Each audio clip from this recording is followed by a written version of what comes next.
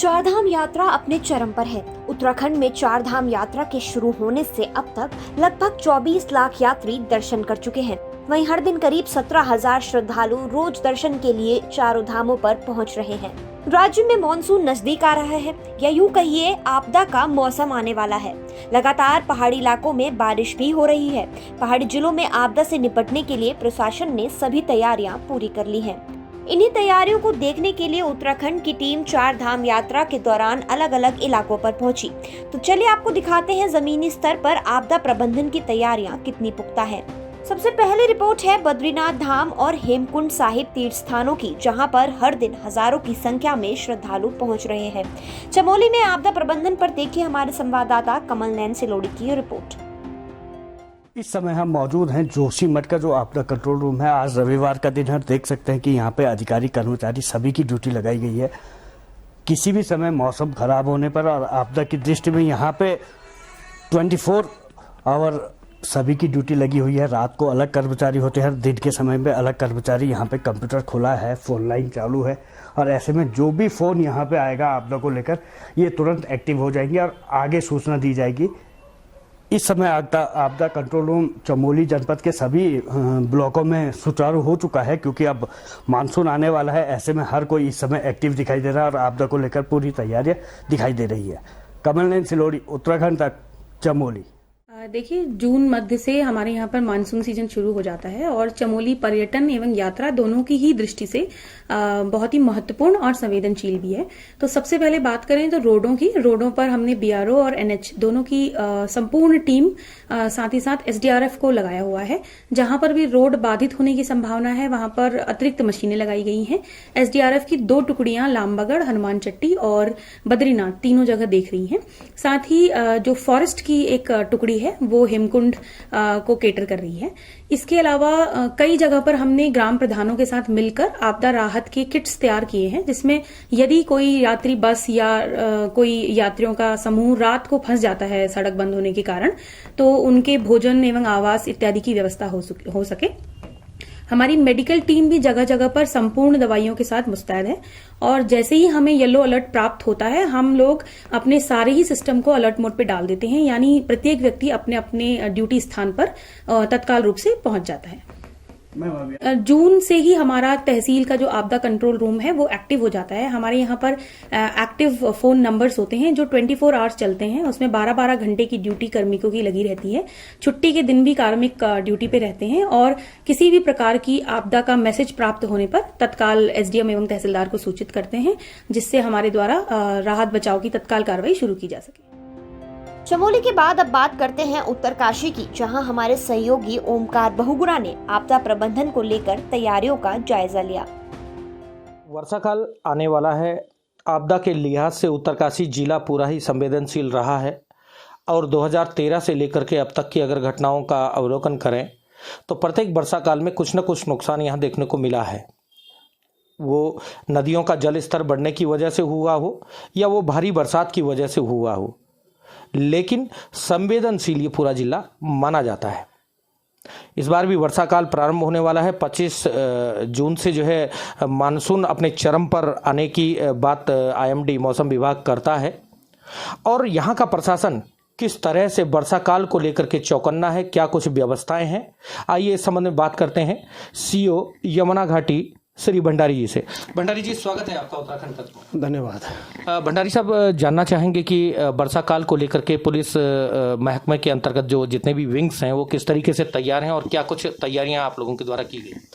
हाँ, आपने सही बताया कि जो वर्षा काल आने वाला है और हमने इसके लिए पूरी तैयारी पहले ही कर ली है, मीटिंग कर ली है। सारे जितने हमारे एसओज हैं, चौकी इंचार्ज हैं और हमारी जितनी ट्रेन टीमें हैं, हम उन्हें लगातार अवगत करा रहे हैं और किसी भी आपदा की स्थिति में हमारे पास एसडीआरएफ 3 जगह हमारी एसडीआरएफ डिप्लॉय है, यमुनोत्री में, गंगनानी में और हमारी मोरी पे, और एनडीआरएफ भी हमारी उत्तरकाशी में है। किसी भी स्थिति को संभलने के लिए ये टीमें लगातार मुस्तैद हैं, लगातार रेस्क्यू के लिए तैयार रहती हैं। अभी हमारे 5 जून को एक घटना हुई थी डामटा के पास गाड़ी हमारी एक पन्ना मध्य प्रदेश से जो गाड़ी थी वो खाई में गिर गई थी। तो 15 मिनट के अंदर हमारी SDRF मौके पर पहुंच गई और हमने 5-6 घंटे में पूरा रेस्क्यू काम पूरा कर लिया था। NDRF भी हमारी वहां पहुंच गई थी उत्तरकाशी से, और लगातार हम उसको अपडेट कर रहे हैं और हमारे सारे इक्विपमेंट पूरे थानों पर हैं आपदा की किसी भी स्थिति को निपटने के लिए। सर, एक चीज़ और जानना चाहेंगे कि जैसे यमुनोत्री धाम विश्व प्रसिद्ध यमुनोत्री धाम है, यात्रा काल अपने चरम पर है, यात्रियों की संख्या में भी लगातार जो है बढ़ोतरी होती रही है। हालांकि अभी वर्तमान में बरसात को देखते हुए यात्रियों की संख्या में गिरावट जरूर दर्ज की गई है। वहाँ पर पुख्ता इंतजामात क्या किए गए होंगे?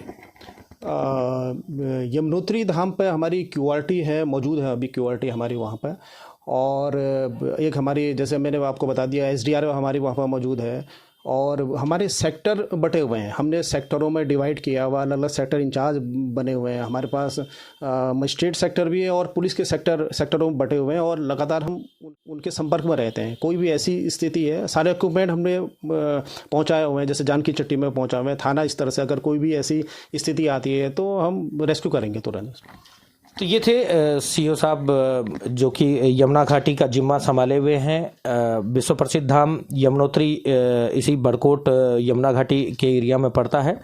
यमुनोत्री धाम में चूंकि यात्रा काल जारी है और यात्रियों की सुविधा को लेकर के और उनकी सुरक्षा को लेकर के भी पुलिस चौकन्ना है। जैसे कि भंडारी साहब ने बताया, SDRF, NDRF, पुलिसकर्मी और अन्य जो भी संबंधित जो महकमे हैं, जो कि आपदा के लिहाज से जो है अलर्ट मोड पर रहते हैं, सभी सक्रिय हैं।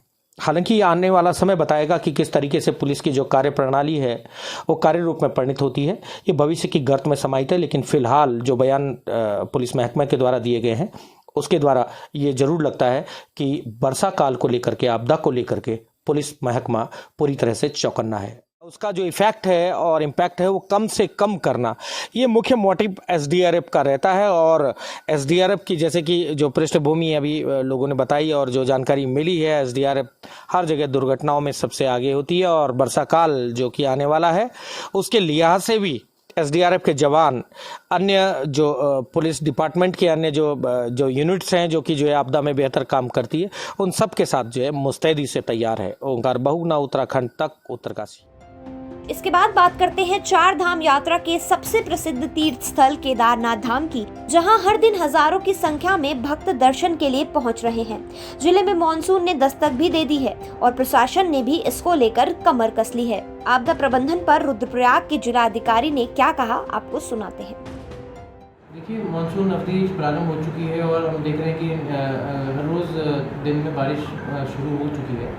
तो इसके क्रम में यात्रा में लोगों को परेशानी ना होना पड़े, इसके लिए बृहद प्लान बना लिया गया है। हमारे जो मेन हाईवे हैं, ट्रैक रूट हैं, वो अगर आकस्मिक किसी लैंडस्लाइड या किसी से बंद होते हैं तो उनको खोलने के लिए मशीन्स और लेबर का डिप्लॉयमेंट कर दिया गया है। इसके साथ ही अगर यात्रियों को कहीं रोकना पड़े तो उसके लिए इमरजेंसी जो हमने शेड्स हैं या फिर जो उनके खाने पीने की व्यवस्था है वो भी पूर्ण कर ली गई है। तो कुल मिला के अगर कोई ऐसी वार्निंग आती है उसको देख के मद्देनजर रखते हुए यात्रा को संचालन किया जाएगा। और बाकी यात्रियों से भी अनुरोध है कि वो जिला प्रशासन और राज्य सरकार के जो दिशा निर्देश हैं, वार्निंग्स हैं, उनको ध्यान में रखते हुए ट्रैवल करें और किसी भी अफवाह से बचें। जो भी ऑथेंटिक इन्फॉर्मेशन है उसी को प्राप्त करते हुए अपनी यात्रा।